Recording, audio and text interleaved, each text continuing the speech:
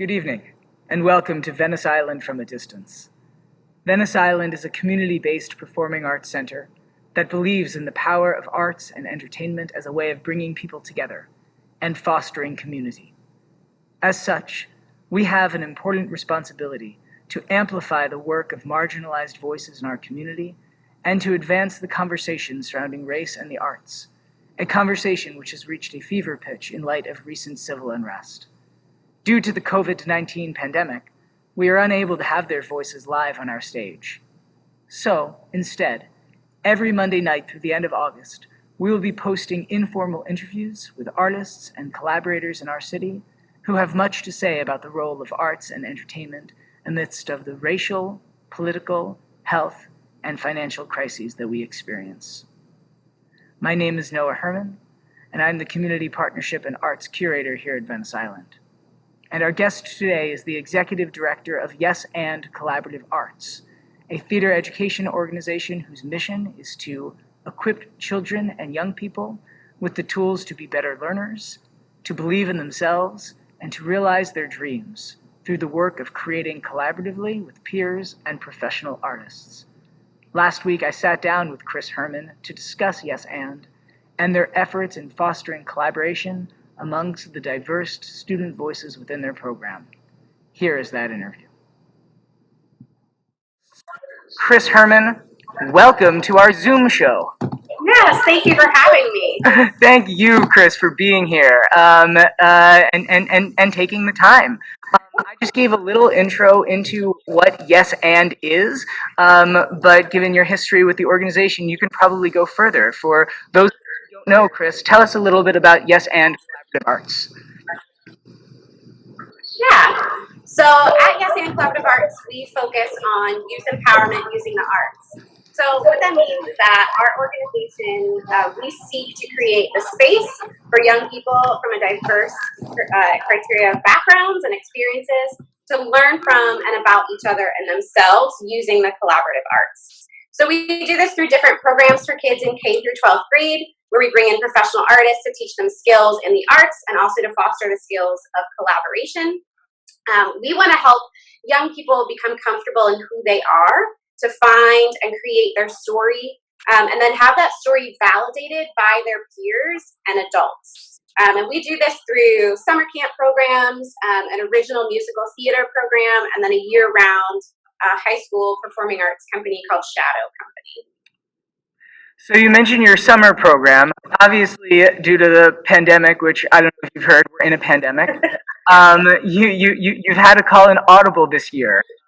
I know you're about 2 weeks into your virtual camp. Tell us a little bit about that, Chris. How's that going? Yeah, so it's going really well. I don't mean to sound like super surprised, but it's a territory we've never entered before. So we are finding a lot of success, which is great. We're offering 3 different programs. So we have a 1-week option for kids in K through 4th grade. We have 3 2-week sessions for our middle schoolers, 5th through 8th grade.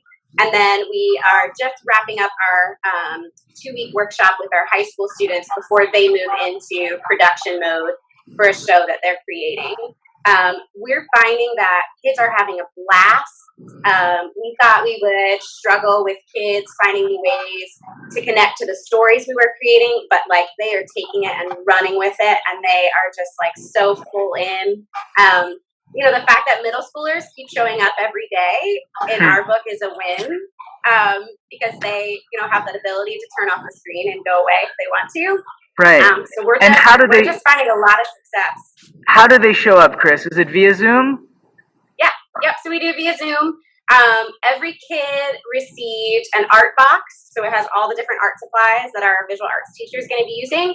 They also received a big piece of butcher paper to put up on the wall behind them, so if they can, so that basically everyone has the same slate essentially that they're working from. But yeah, so they're on Zoom every day for different chunks of time.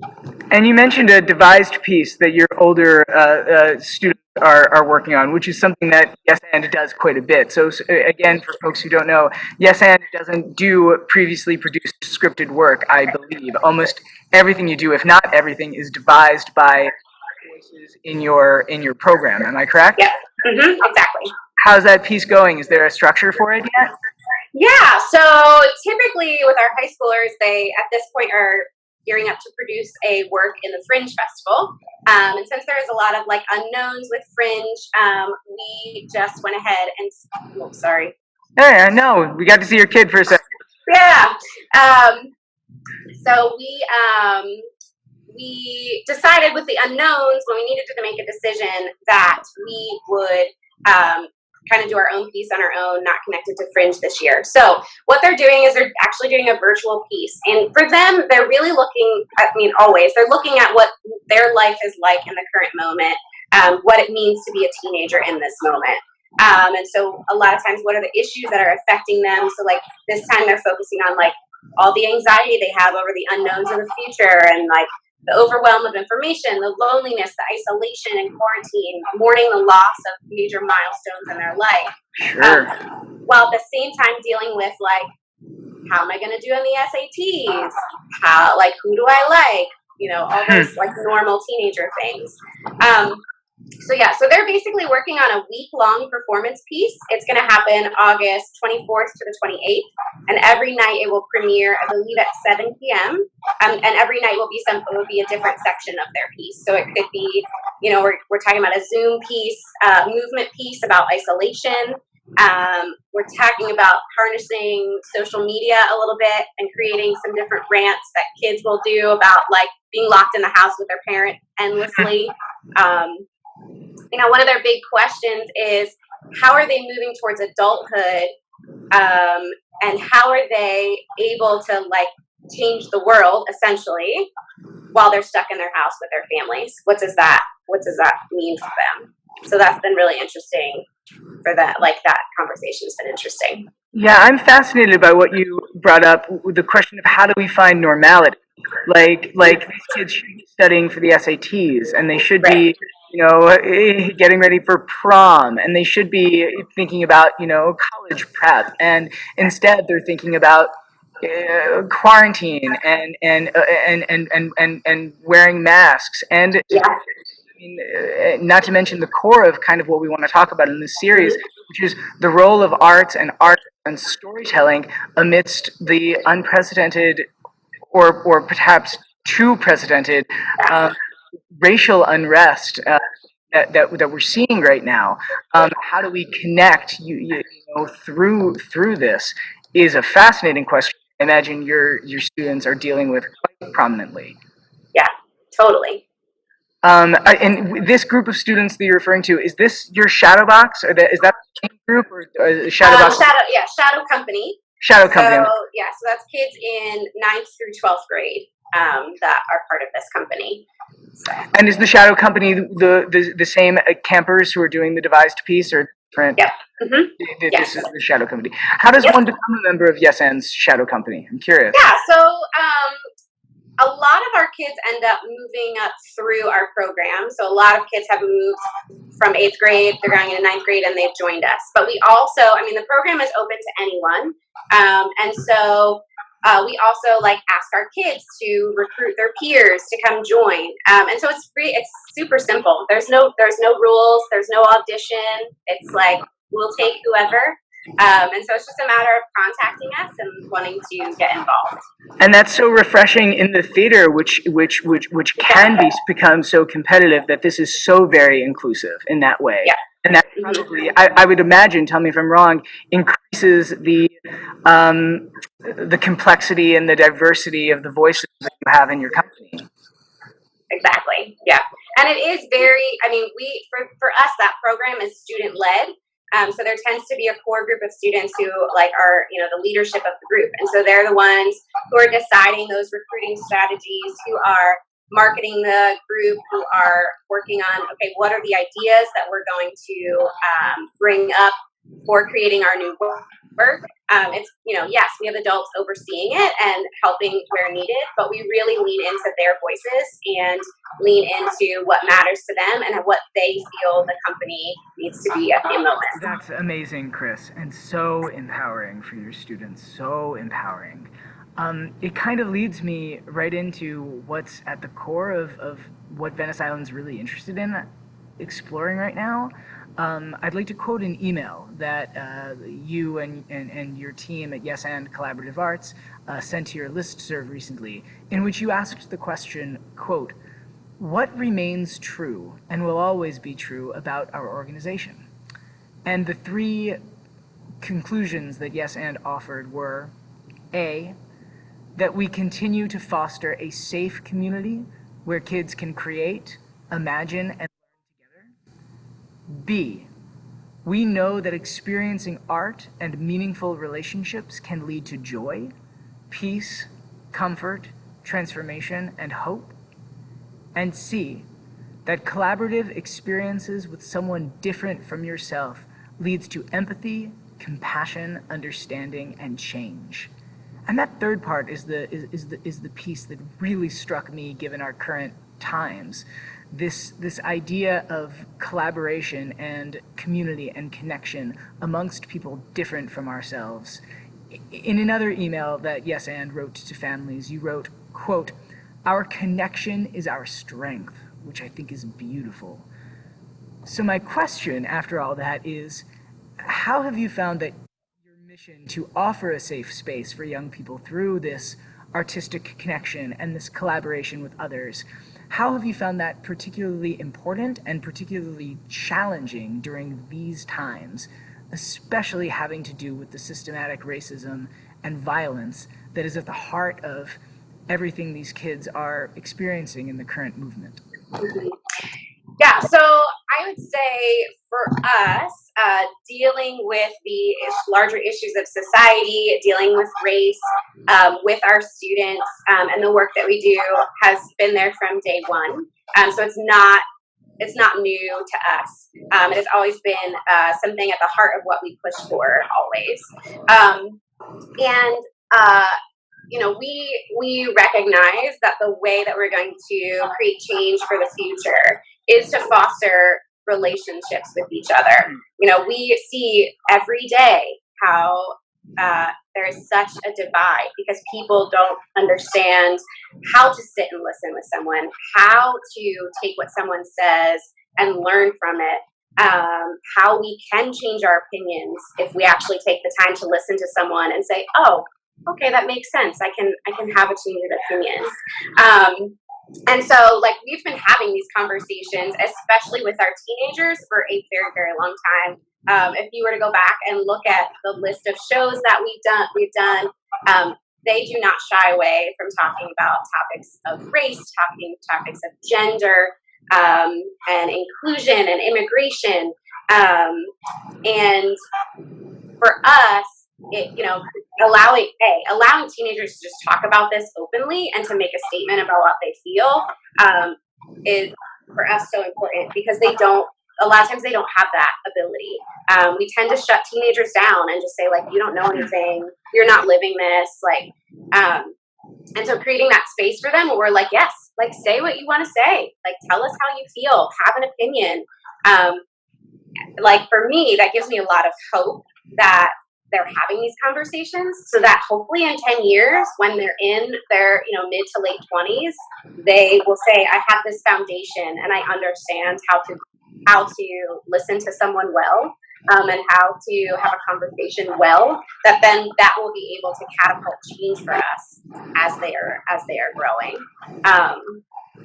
But yeah, so for us, just creating that space for them also allows our kids who may be coming from a place where they have had very little experience with race, or they have had very little exposure to people who are different from themselves. It also creates an opportunity for them to learn.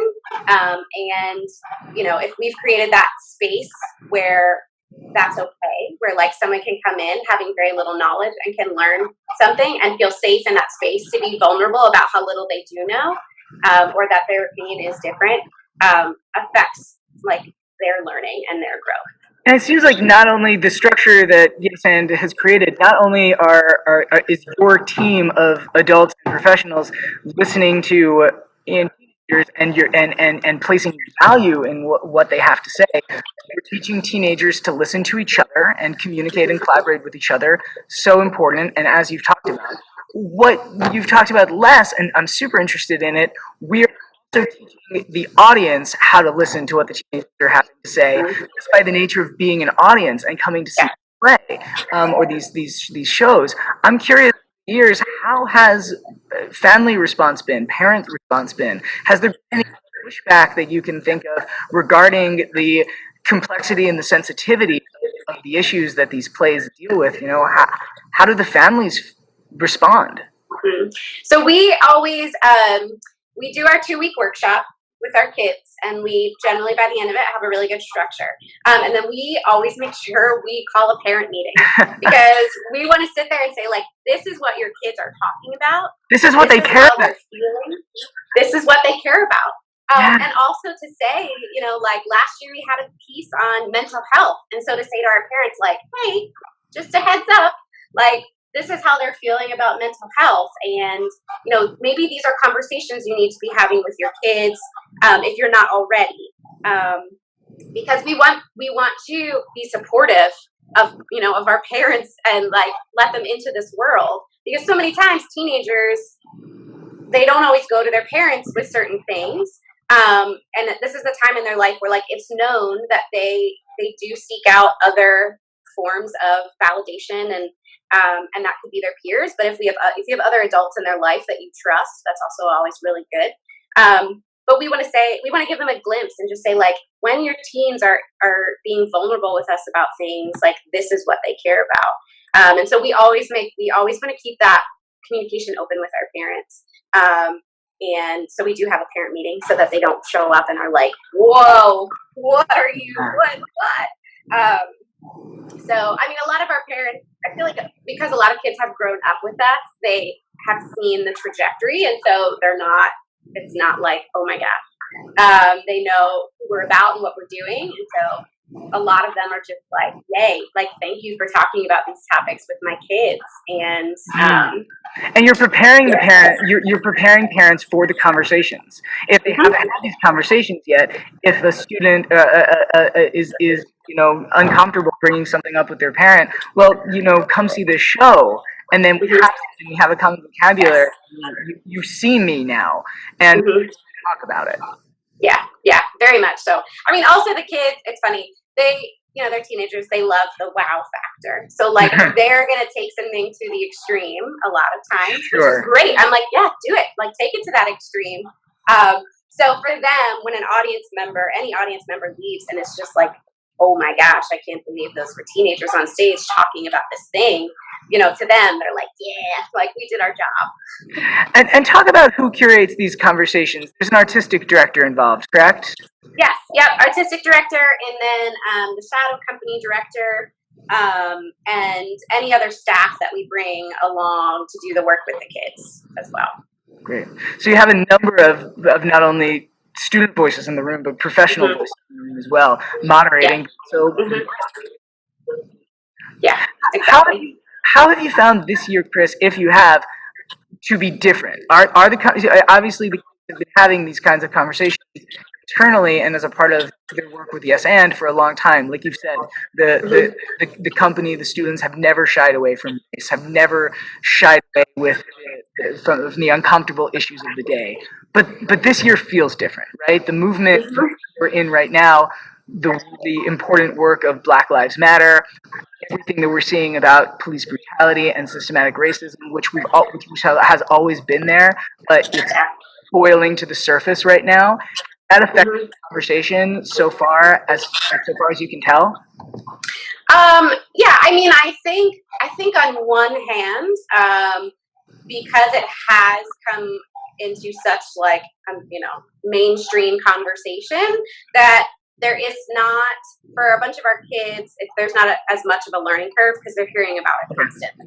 So it's almost like it has brought kids onto the playing field with more knowledge than they had before, just because they're purely hearing about it. So I think that is different. I think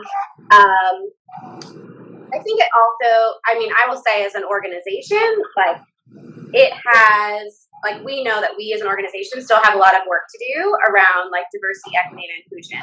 And we always have, and it's a longer process, but this has catapulted that with a greater sense of urgency for us. That, it's always been part of our discussion, but as we're moving forward at this time, what are those things that organizationally we are doing to further issues of diversity, equity, and inclusion, and to break down the systemic racism that we have in our organization and to bring that to light. This reminds me of another quote in an email that you sent recently, which I'd like to pull up. I'm also struck by a statement that you addressed to your families of privilege, as you called it in this email. You wrote, quote, "Please know that we are a space where you can come to break down the systematic and implicit racism that is within all of us. We join you in this important work because change from all of us to create a better world." How is this statement in particular, which again you addressed specifically to families of privilege, how has this gone over with your family? What change, if any, do you see happening thus far as a result of your statement promises towards action? Yeah, so I mean, I think for one, what was really interesting was the emails that I was getting back that was just saying, like, and it's from and a lot of the emails I was receiving back was for families that we have a long-term relationship with, that we've been with their kids from kindergarten. And so, yes, we build trust with the kids, but we're also building trust in relationship with these parents. And so, having a parent email me and say, this is what I'm struggling with right now. Like, I'm struggling with, like, where I live. Do I put up a Black Lives Matter sign in my yard? These are the things I'm struggling with. What do you, I can trust you in this conversation. What should we do? Like, these are the conversations we're having now with our grown children who are in college but are now living at home. Of course. Like, here's a glimpse into our conversation. What do you guys have to, what do you think about it? So we've just kind of, like, we've created that level of openness and trust, with a lot of our families, where they can say, okay, I know I need to work on this. Do you have some resources to share? And you find, in what ways, if any, do you find that your families communicate with each other? I mean, you're bringing your students together to encourage collaboration between diverse voices and people who are different from others. Do the families communicate in the same way? So it's interesting. When we did our musical theater program a number of years ago, we used to partner with Eastern University, and we would do the performance on their campus. And we found that, like, when we were driving out to Wayne every weekend, multiple nights a week, our parents would just stay and hang out or work on projects for the show. And there was much more of family discussion and working together. And I think now that we hold it here, which I'm not saying it's a bad thing that we, hold it here, that dynamic has shifted. But there is still that cross between families who end up carpooling together, or are working on a backdrop together, are doing the load-in for the show together. And so I would say, like, a lot of times that in that program specifically, our families create relationships. But we also, we're a community organization. Almost all of our kids come from, our neighborhoods that are nearby. A lot of families already know each other. They know each other from school. They live down the block from each other. And so there is that community element between our parents as well, which is really awesome. And, it dawned on me that we never mentioned, you said now that you're here, where is here? What communities do you most serve? Where do you work out? Yeah, so, I mean, we're based in Germantown. When we first did, programming, we've been doing programming for over 20 years in different pockets. So we've kind of, like, explored the city. We've been in the suburbs, we've been in Camden, we've been in South Philly, Brewery Town. Germantown, Mount Airy. We've been lots of places. And probably, what year was it? 2013. We really made Germantown our hub because we're right on the border of Mount Airy, and we just felt like this neighborhood was where we could settle in and still make sure that we were reaching the demographics we wanted to reach, that we would still have a diversity of students, a diversity of socioeconomic levels, to still live up to that need of bringing diverse voices together. And so with that musical theater program, we moved to the city. We did it 1 year downtown, but then we've been at lovely Venice Island now for yes, you have since 4 years. Yeah. 20. Yeah, great. Yes, we love hosting you. The last weekend of every February, you can find Yes and Collaborative Arts here at Venice Island. Which actually is a good segue, Chris, because we only have a couple minutes left. And I want you to be able to talk a little bit about how people can find the work that you do. I know you have a couple of camp weeks left for your younger children, children in camps, if that's something they're interested in. Yeah, so our virtual programming is still running. We have 4 more weeks. So for our K through 4th grade, they're 1 week sessions. And so it's very easy to register for that. You just go to our website, yesandcamp.org. And also with that program, so you can register where you get to participate live, but also every day we post at least 2 free activities on Facebook, on our website, on Instagram, so that if families don't want to register, which is fine, you don't have to, but we're creating a whole library of art activities that families can do at any time, do them over, keep doing their favorites. And we'll certainly post your website and your Facebook and your Instagram in our comments, so people can follow Yes and if they don't already. And also, if people wanted to get tickets for the Shadow Company virtual performance, is that possible? Yeah, we are still figuring out exactly how that's going to work. To do about tickets and those sort of things. We may not have it be ticketed. It might just be a make a donation type thing. Nice. We're not sure yet. We're still playing around with it. It's still a brand new venture. But all that information will be on our website as well, and we'll be promoting it soon. So. Well, Chris, thank you so much for taking the time out of this brand new and pretty large venture that you're all working on this end of summer to join us on Venice Island from a distance today. Coming at it from the angle of how we're educating our children and how arts education works during this time is a conversation that I'm really happy to have had with you. Thank you, Chris. Yeah, thank you so much for having me. This was great. Thank you again to Chris Herrman, our guest this evening, and the Executive Director of Yes and Collaborative Arts. Please check out their website in our comments section. Also, thank you to our featured restaurant of the week, Roca Manayunk. It's under new ownership, and it is terrific. And please join us next week on Venice Island from a Distance, in which our host, Dara Lyons, will interview improviser and stand-up comedian Daryl Charles. Thanks again. We believe in giants, but the giants might be us. We believe in giants, but the giants might be us. If we are the giants and stop this, can we trust that the other giants will not make our lives go bust? It's not a sure bet to change our old ways, but if we don't, can we expect more of the same? If what you say is true, then we'll take your advice, adjust our methods, and then come on, let's roll the dice.